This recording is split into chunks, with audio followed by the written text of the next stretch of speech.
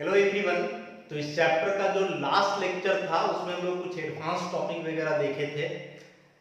Bragg special था, उसके बाद मिलर इंडिसेस कंसिडर किए थे और फिर हम लोग जो है स्पेसिंग दो प्लेन के बीच और उसके बीच का एंगल कितना होगा, तो इन सारी बातों का डिस्कशन हम लोगों ने किया था और वही बताए थे कि वह चैप्टर का पार्ट 1 था जो वहाँ समाप्त हो गया था। अब जो है चैप्टर का second part imperfections in solids और डिफेक्ट्स इन क्रिस्टल्स। देखो जो इम्परफेक्शन या डिफेक्ट दोनों वर्ड का एक ही मतलब है, दोनों का मतलब होता है दोष या फिर कमी। तो आखिर किसी भी सॉलिड में जो है ना क्या कमी होता है या फिर उसमें क्या डिफेक्ट या क्या दोष होते हैं, उसी को हम लोग कंसीडर करेंगे। तो इसके पहले जो हम लोगों ने पढ़ा है, सॉलिड करने का मतलब क्रिस्टलाइन सॉलिड से हम लोग फैमिलियर है, अमोर्फस सॉलिड की बात हम लोग नहीं करेंगे।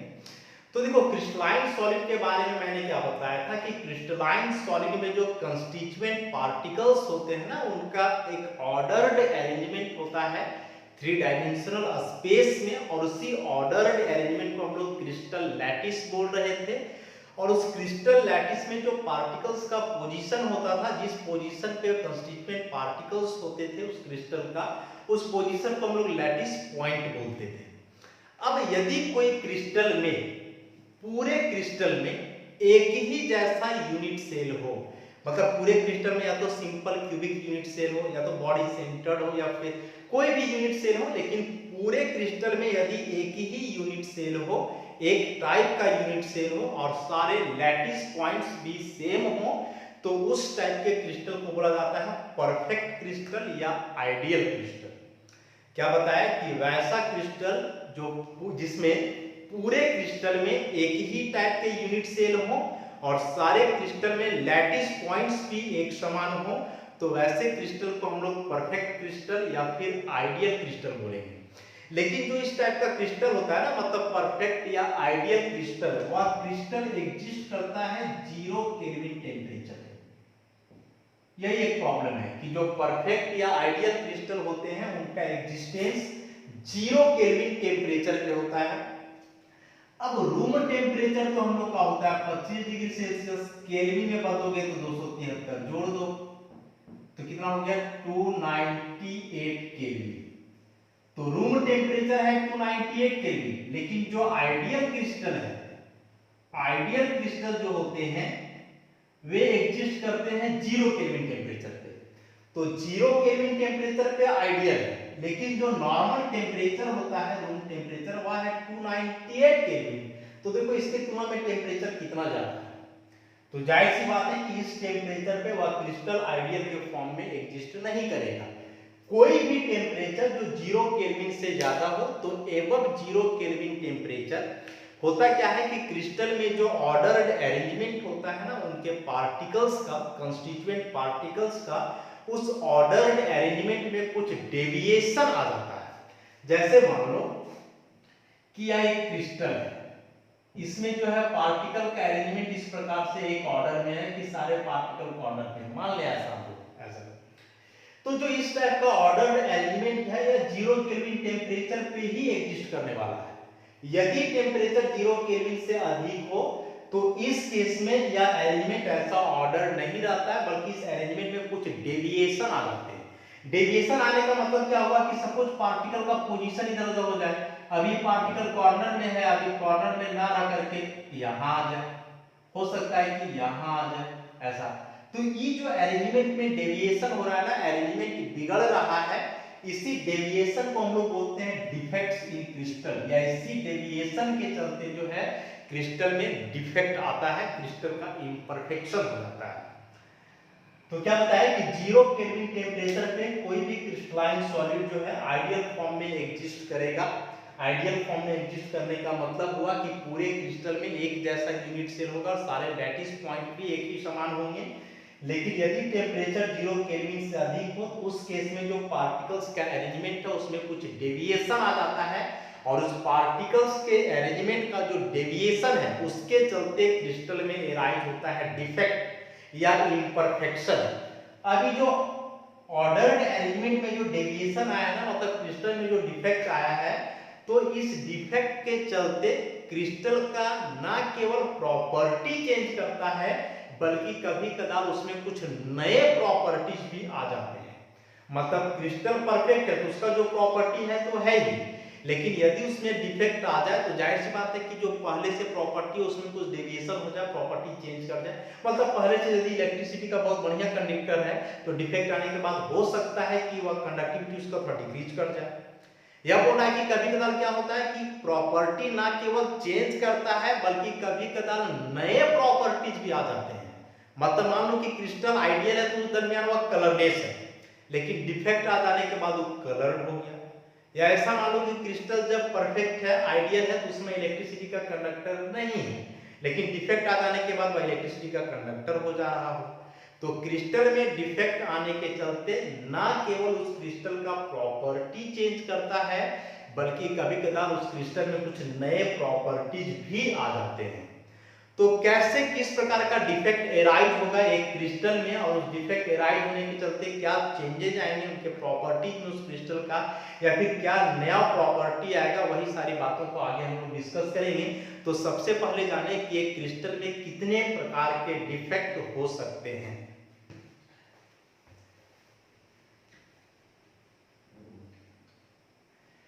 तो इम्परफेक्शन इन सॉलिड, ऐसी को क्रिस्टल डिफेक्ट भी बोलेंगे। और स्टार्टिंग में दो टाइप का, इलेक्ट्रॉनिक इम्परफेक्शन और दूसरा एटॉमिक इम्परफेक्शन।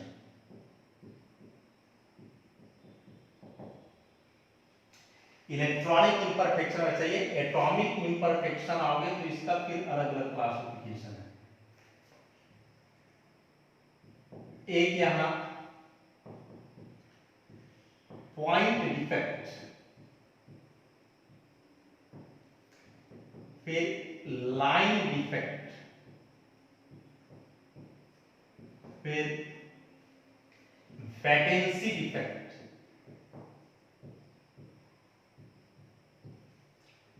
और फिर इंटरस्टिशियल डिफेक्ट। इंटरस्टिशियल डिफेक्ट इसी का क्लासिफिकेशन है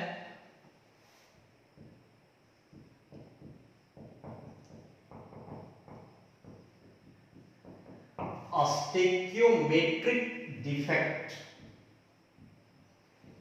और दूसरा होता है non stoichiometric defect. Stoichiometric defect, non stoichiometric defect. Stoichiometric defect भी जो है आगे दो टाइप का होता है, शॉटकी डिफेक्ट और दूसरा होता है फ्रेंकेल defect. फ्रेंकेल defect. Non stoichiometric defect भी दो टाइप का, मेटल एक्सेस डिफेक्ट और दूसरा metal deficiency defect. Metal deficiency defect और आगे फिर दोनों का भी दो दो टाइप है, जो डिटेल करेंगे तो वहां हम लोग देख लेंगे। तो इतने टाइप के डिफेक्ट्स एराइज हो सकते हैं एक परफेक्ट क्रिस्टल में। स्टार्टिंग से देखते हैं इम्परफेक्शन इन सॉलिड है क्या, बता दिए इसके बारे में कि यदि किसी क्रिस्टलाइन सॉलिड में उसके पार्टिकल का जो ऑर्डर्ड अरेंजमेंट है, यदि उसमें कुछ डेविएशन आ जाता है तो उस ऑर्डर्ड अरेंजमेंट का डेविएशन के चलते उसमें जो डिफेक्ट एराइज होंगे उनके चलते जो प्रॉपर्टी चेंज करेगा और जो नया प्रॉपर्टीज आएगा इसको हम लोग इम्परफेक्शन इन सॉलिड बोलेंगे। दो टाइप का, electronic imperfection, atomic imperfection. Atomic का क्लासिफिकेशन है point defect, line defect, vacancy defect, interstitial defect. और इसी का इधर आओगे तो स्टेकियोमेट्रिक डिफेक्ट, नन स्टेकियोमेट्रिक डिफेक्ट।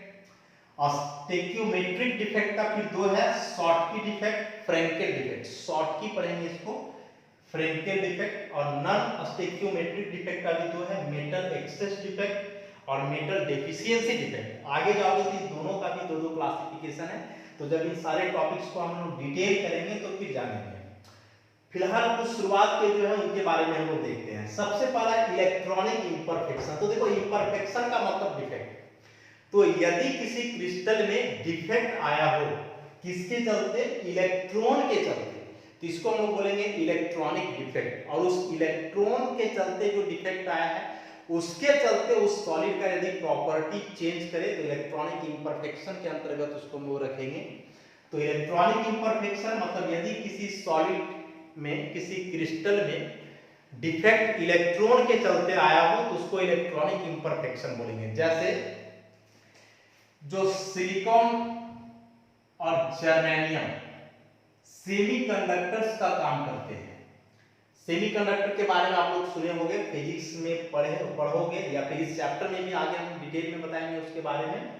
तो याद रखोगे कि जो सिलिकॉन और जर्मेनियम जो सेमीकंडक्टर्स का काम करते हैं वह इसलिए क्योंकि उनके अंदर क्या है? Electronic imperfection.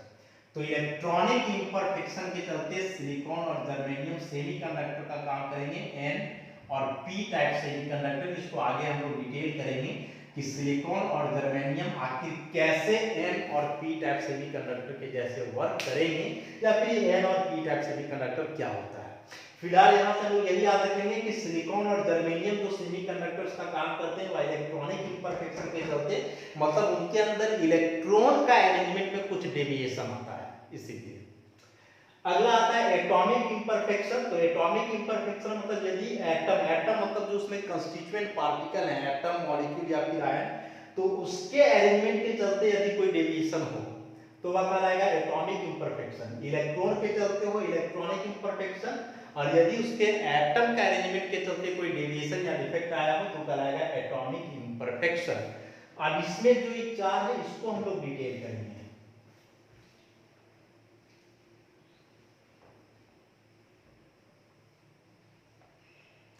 तो देखो सबसे पहला है पॉइंट डिफेक्ट। तो पॉइंट डिफेक्ट को समझने के लिए एक बार फिर से क्रिस्टलाइन सॉलिड को बतलाते हैं। जैसे मान लो कि यह एक क्रिस्टलाइन सॉलिड है, तो क्या बताया? क्रिस्टलाइन सॉलिड में जो है पार्टिकल का एक ऑर्डर्ड अरेंजमेंट होता है इस टाइप से, ऐसा इस प्रकार का ऑर्डर्ड अरेंजमेंट है, ऐसा अरेंजमेंट होता है पूरे क्रिस्टल में, जो है ऑर्डर्ड अरेंजमेंट रहेगा, ऐसा अरेंजमेंट होगा पूरे क्रिस्टल में। अब ये सब जो है ना वह पार्टिकल को रिप्रेजेंट कर रहा है, और पार्टिकल जहां पे है उस पोजीशन को हम लोग बोलेंगे लैटिस पॉइंट। Lattice point. अब यदि किसी क्रिस्टल में उसके पार्टिकल का अरेंजमेंट में अंतर हो किसी लैटिस पॉइंट के अगल बगल, मतलब ये जो लैटिस पॉइंट है इसके अगल बगल यदि पार्टिकल के अरेंजमेंट में कोई अंतर हो तो वही कहलाएगा पॉइंट डिफेक्ट। पॉइंट डिफेक्ट मतलब लैटिस पॉइंट के चलते जो डिफेक्ट आया हो, मतलब मान लो कि पार्टिकल का पोजीशन यहाँ है लेकिन ये पार्टिकल यहाँ ना रह करके जो है, सो मान लो कि पोजीशन का यहाँ था, पार्टिकल थोड़ा इधर आ गया या इधर चला गया, तो ये लैटिस पॉइंट के अगल बगल इर्द गिर्द जो पार्टिकल का अरेंजमेंट में अंतर आया है तो इसी को हम लोग बोलेंगे point defect. So point defect मतलब लैटिस पॉइंट के अराउंड जो डिफेक्ट एराइज होगा किसी क्रिस्टल में वही कहलाएगा पॉइंट डिफेक्ट।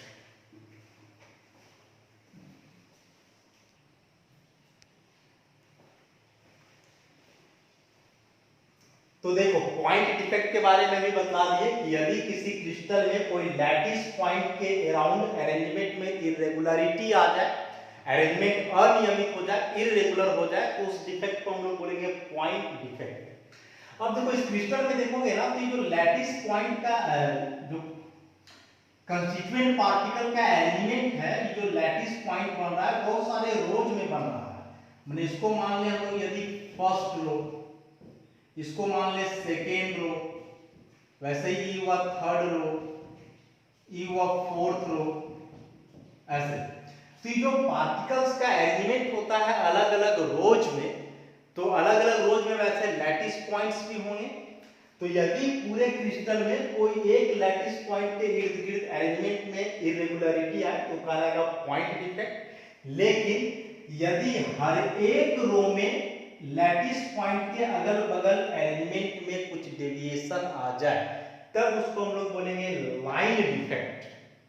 क्या बताया कि the crystal defect which arises due to the irregularity in the arrangement of particles in all the rows, कि लैटिस पॉइंट के जितने भी रोज बन रहे हैं क्रिस्टल में, सारे रो में यदि कंस्टिट्यूएंट पार्टिकल के अरेंजमेंट में कोई डेविएशन आ जाए लैटिस पॉइंट के अगल बगल तो उसी को हम लोग बोलेंगे लाइन डिफेक्ट। देखो एग्जांपल से समझ सकते हैं, जैसे क्लासरूम है, बहुत सारे स्टूडेंट्स हैं, तो उस क्लासरूम में डिफेक्ट, उस क्लासरूम में डिफेक्ट का मतलब क्या हुआ कि मान लो कि पूरे क्लासरूम में कोई एक आध स्टूडेंट है जो बहुत बदमाश है, बहुत इरेगुलर है, बहुत डेविएट करता है टीचर को या स्टूडेंट को।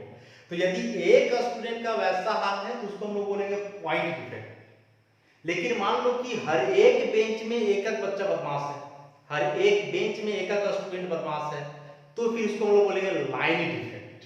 उसी प्रकार से यहाँ है कि यदि एक लैटिस पॉइंट के इर्द गिर्द ऐसा हो तो वह कहलाएगा पॉइंट डिफेक्ट, और सारे लैटिस पॉइंट का प्रत्येक रो में यदि कुछ ना कुछ डिफेक्ट आ जाए तो उसी को हम लोग बोलेंगे लाइन डिफेक्ट। नेक्स्ट हम लोग का है वैकेंसी डिफेक्ट। तो नाम से स्पष्ट है वैकेंसी डिफेक्ट क्या होना चाहिए। तो देखो क्या बताया कि जो पार्टिकल का पोजीशन है, इस पोजीशन को हम लोग बोलते हैं लैटिस पॉइंट या फिर lattice site.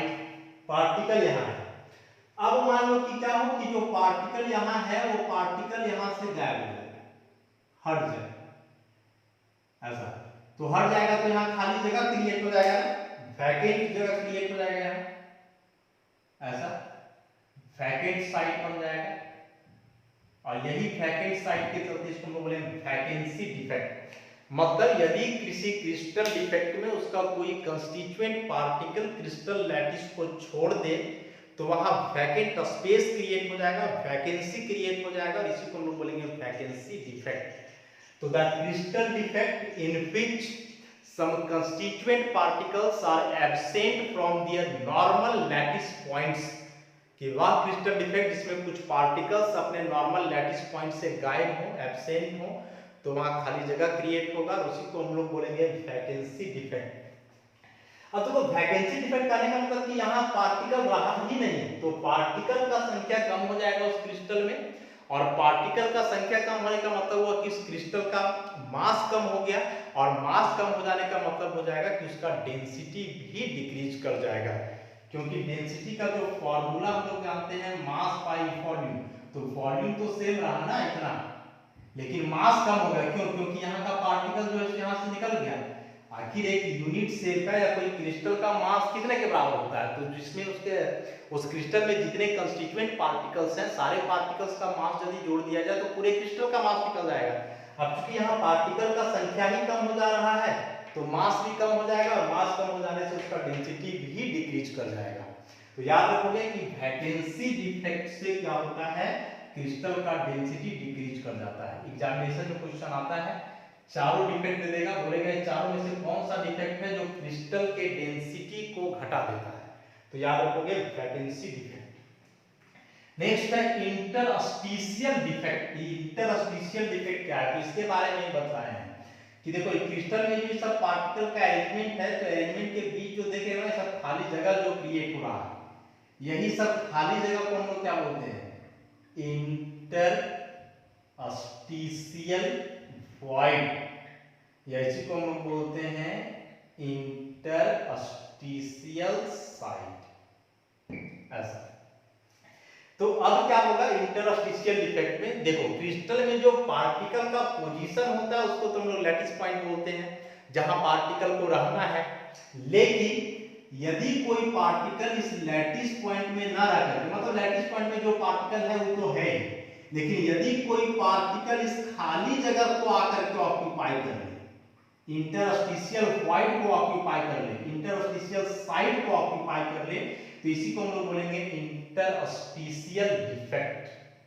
So the crystal defect in which some particles occupy the interstitial sites और interstitial voids is called interstitial defect. तो इस तरह से जो चारों डिफेक्ट था इसको जो है अभी हम लोग डिस्कस किए। एक बार एग्जांपल के थ्रू जो है मैं बताता हूँ।